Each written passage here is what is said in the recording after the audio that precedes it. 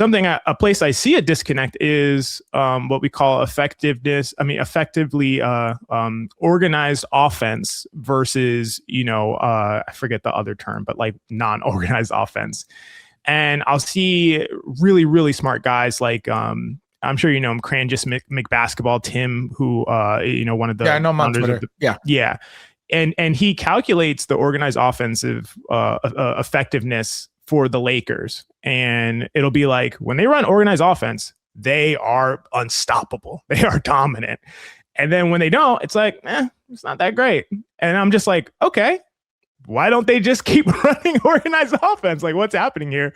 And then you look and it's like, they have Luka Doncic, they have LeBron James, two guys who are the best at organizing offense on their own in the history of the league.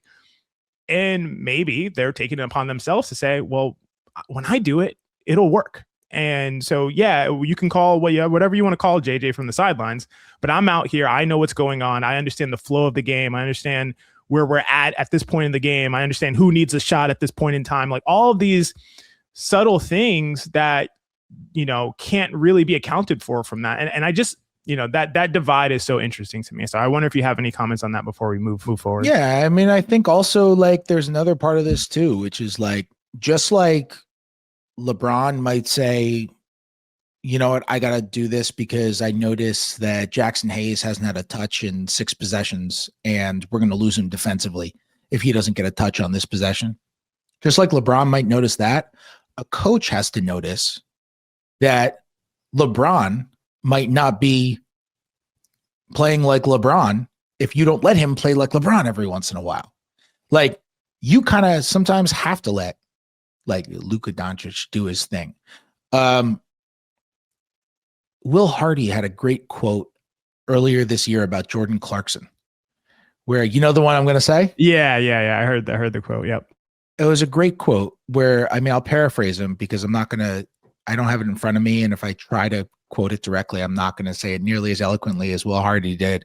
But, he was asked about coaching Jordan Clarkson, who he's clearly super close with and who he clearly has an incredible affection for as a player, as a teammate, as a guy who he coached.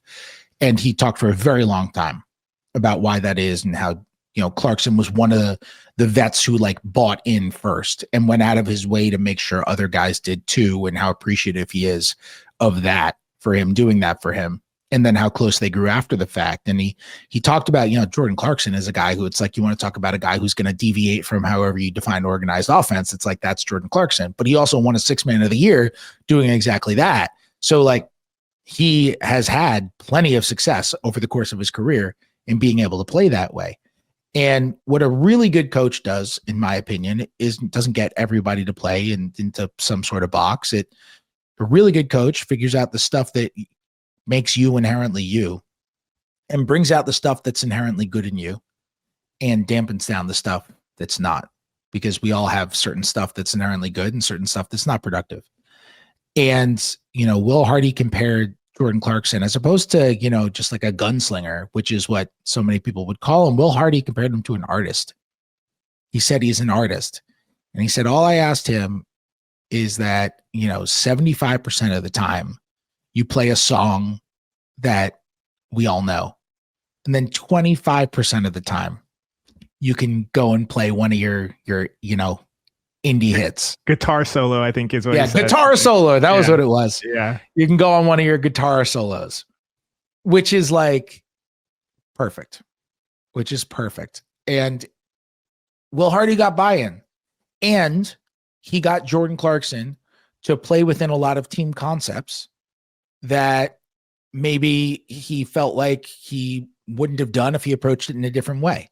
And I think there are a million different ways that coaches go about getting buy-in from a million different players. Could be the same coach on the same team with different players doing it different ways, because the whole point is like every person is different. Every coach is different. Every player is different, and relationships between them are going to be different, and they all have to be handled differently for the most part. The one thing that I will say is I think the common thread with all the coaches who have buy-in is that they're authentic to who they are. The phonies, they lose. Maybe right away they trick some people, but if you're phony, eventually you lose it. it falls off. People notice it. Coaches and players spend too much time together. If you're phony, people sniff it out eventually. And so the one thing I will say is they're just authentic to who they are. You know, Steve Kerr is very authentic to who he is. Tom Thibodeau could not be more of a different personality type, is very authentic to who he is. They have extremely different ways of getting buy-in.